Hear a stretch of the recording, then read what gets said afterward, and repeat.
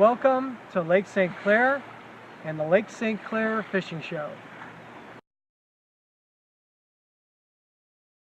Let's look at the Lake St. Clair Fishing Show upcoming tournaments. This is the Saturday, June 29th. We have two tournaments on Saturday.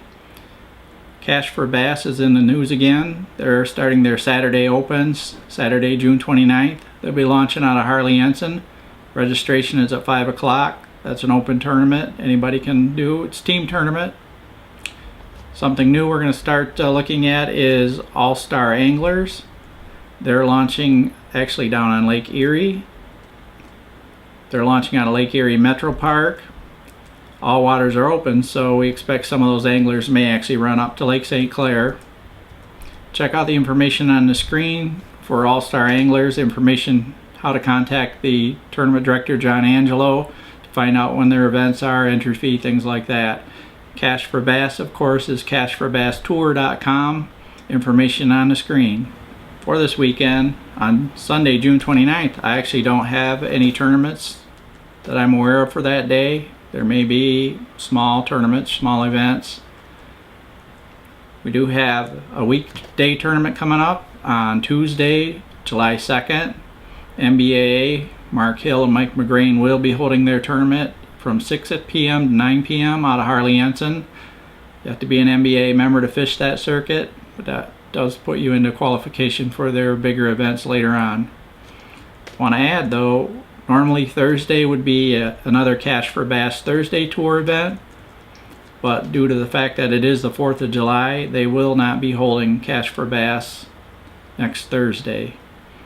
They will resume the following Thursday though, so again, for more information on that, cashforbasstour.com, and to check into the NBA event, it would be nbaa-bass.com.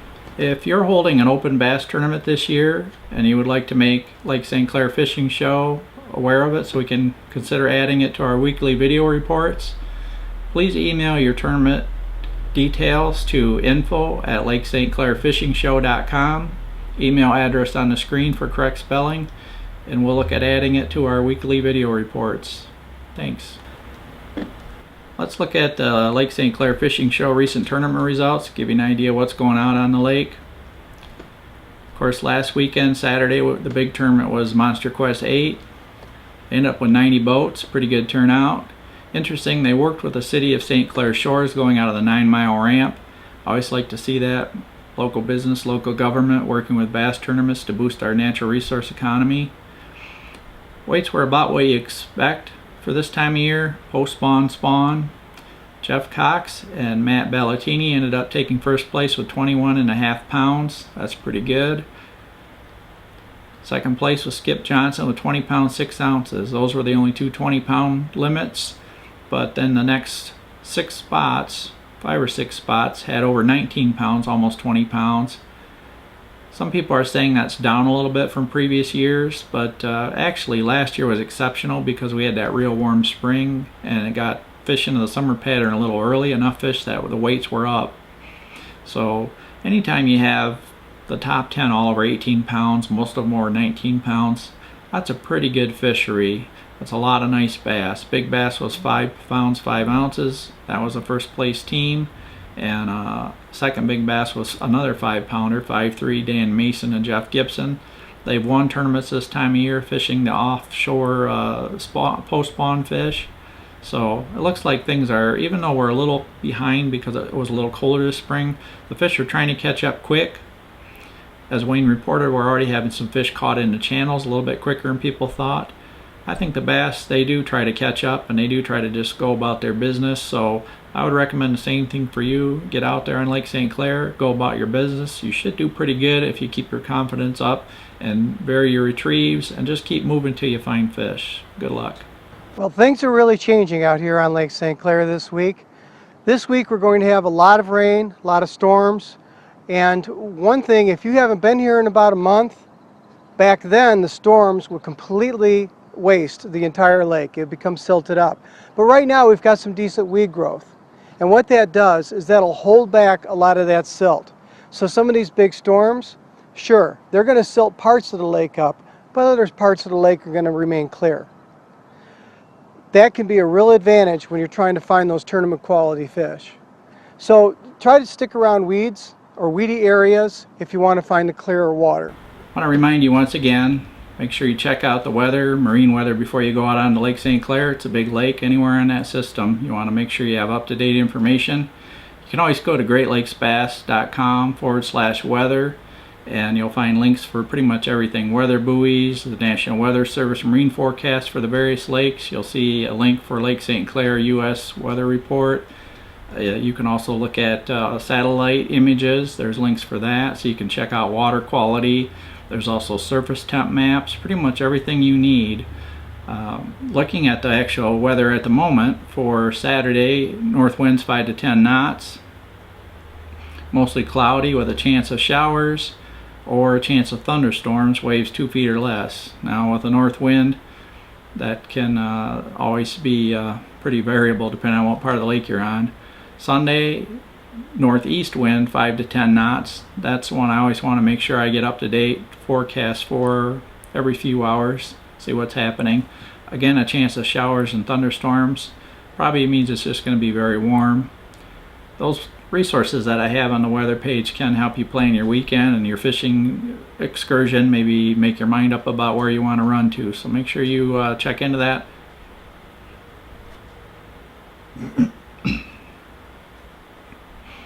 One of my favorite resources is the Canadian Weather Buoy on Lake St. Clair. If you go to the weather page on greatlakesbass.com, greatlakesbass.com/weather, you can see a link for the various weather buoys around the Great Lakes. The Canadian Weather Buoy is right in the center of Lake St. Clair, and that can be a pretty good resource to see wave height at the moment, and wind direction, wind speed, surface temp, all those pieces of information that can give you a good idea of what's going on out in the lake before you head across.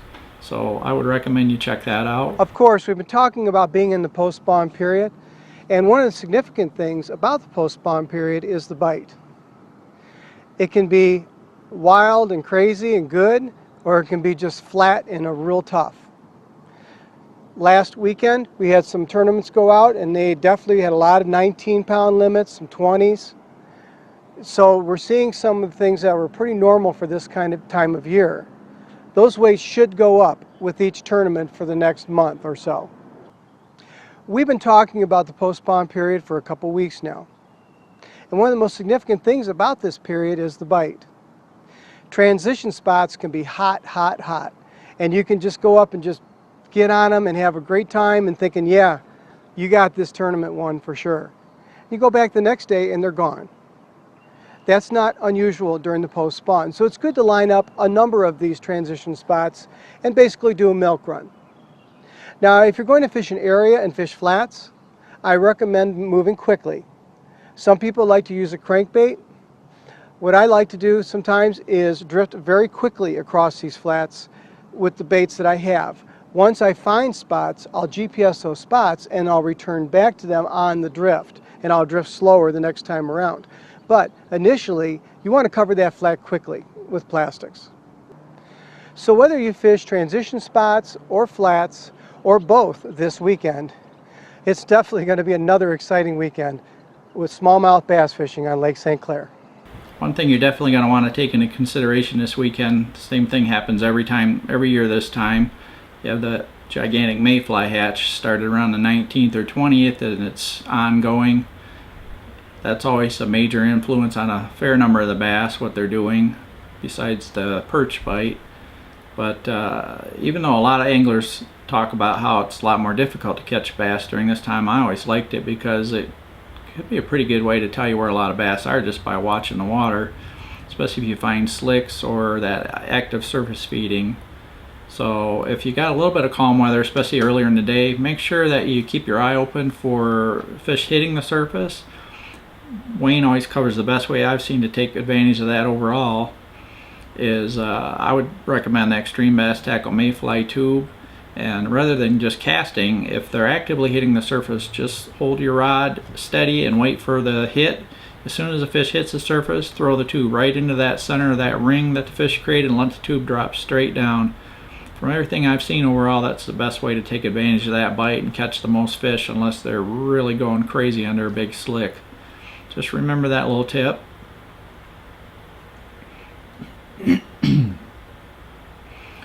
other tip I always have for this time of year, and it's kind of an odd one, but it's worked for me quite often over the years, is white crankbaits. I don't know why that works exactly better this time of year, but for whatever reason it does. I've caught a lot of big fish that way. The mayflies are brown to yellow, but I think it's just something different. It comes through and it makes bigger fish react to it. So that's a big fish trick I use when I'm working around mayflies, but I'm not seeing enough activity to cast to. Give it a try. Who knows, it may work for you like it's worked for me in the past.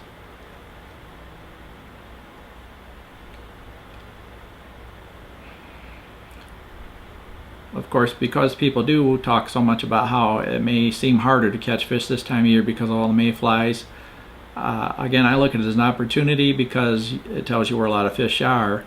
And we know a lot of fish have recently spawned, and there's still fish spawning, as a matter of fact, and they may spawn for a while yet if you want to look for them. And don't be afraid to look up kind of shallow too, because there are fish real shallow right now. Definitely seen reports of that. But the mile roads is a good example. There's still a lot of fish in that 6 to 10 foot range. You just need to move around. Make sure that you vary your retrieve too. A lot of people don't experiment enough with that, and this is definitely a time of year where the way you retrieve your lure, especially tubes or baits like that, can have a big impact on the number of fish you catch and the size of fish you catch. A lot of people are doing short hops and short jumps and snatching it off of the weeds.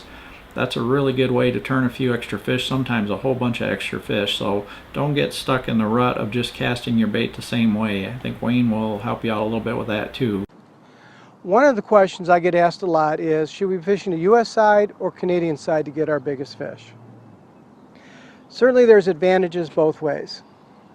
The Canadian side has the advantage of really not being fished a lot over the last month. And also the fishing pressure is generally lower. From the U.S. side, you have to travel long distance to get to those spots, which eliminates some of your fishing time. But it could be worth it.